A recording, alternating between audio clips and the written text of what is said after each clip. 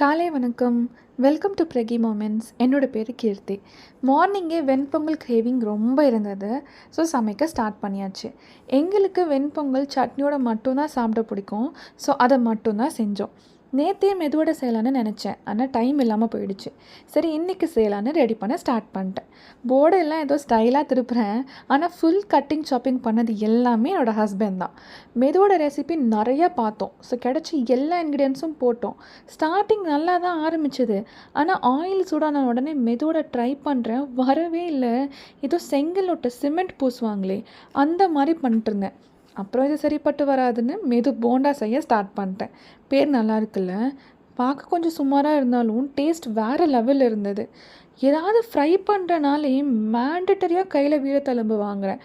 அது எப்படிதான்னு எனக்கே தெரில. எனக்கு வெண்பொங்கல் கொஞ்சம் லிக்விட் கன்சிஸ்டன்சியாக இருந்தால் தான் ரொம்ப பிடிக்கும். உங்களுக்கு எப்படின்னு சொல்லுங்கள். நான் அப்படி தான் செஞ்சேன்.